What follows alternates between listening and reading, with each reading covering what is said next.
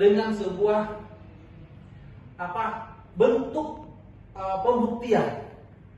Karena kita sudah memberikan sebuah harapan gitu.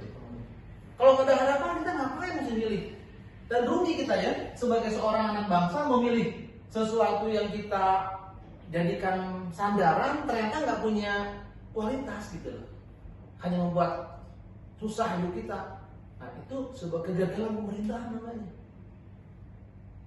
Jadi kita ketika kuliah ekor ini sebenarnya kita bukan sedang menuntut, tapi kita ingin melihat sejauh mana program-program pemerintahan berlangsung dengan sebagaimana mestinya. Nggak boleh diam ya. Kita sudah bayar pajak, sudah memilih harapan dengan vote di saat pemilihan kekuasaan itu terjadi. Nah teman-teman, jadi kita bisa memastikan ekor itu suatu ilmu sosial ya, yang mempelajari interaksi antara sistem ekonomi dan kebijakan politik dalam mengatur alokasi sumber daya. Ada sumber daya manusia, sumber daya modal, sumber daya alam, dan nanti apa? Didistribusikan ya dalam bentuk pendapatan yang semakin merata, semakin naik. Itulah proses ekor berlangsung. Dan kita mengawasi sebagai anak bangsa, sebagai masyarakat misalnya. Nah ini ya. Negara kita sekarang juga sama sedang melalui sebuah proses pembangunan kan. Dan itu ada sebuah interaksi antara negara dan masyarakat. Itu tidak boleh terputus ya.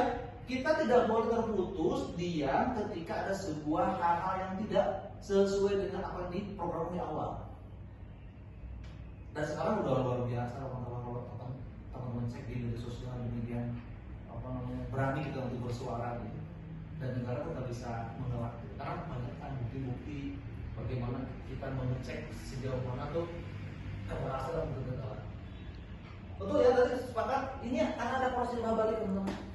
Apa yang sudah ditawarkan oleh negara kepada masyarakat, kita ingin mengecek sejauh mana keberhasilannya. Tidak boleh diam. Dan negara harus melakukan responsif kepada masyarakat. Jangan anti kritik, jangan baperan. Itu repot. Berarti tidak bisa memenuhi ekspektasi publik dong. Sebenarnya gini, ketika seorang ada di kekuasaan itu sebagai suatu capaian yang bagus karena kita diterima sebagai penguasa, dipilih. Nah, ketika dikritik, diberikan sebuah masukan itu terima gitu loh. Jangan baperan ataupun ngeles gitu ya. Itu tidak demikian.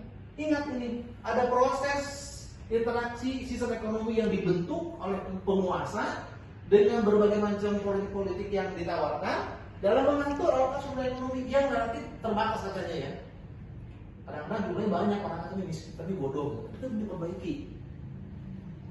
Banyak orangnya tapi menganggur misalnya. Itu kan harus dipertuntaskan teman-teman. Gak boleh didiamkan.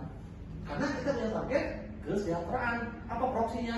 Peningkatan distribusi pendapatan melalui pekerjaan yang diperolehnya. Itu tugas negara dan kita support. Biar imbang juga teman-teman ya.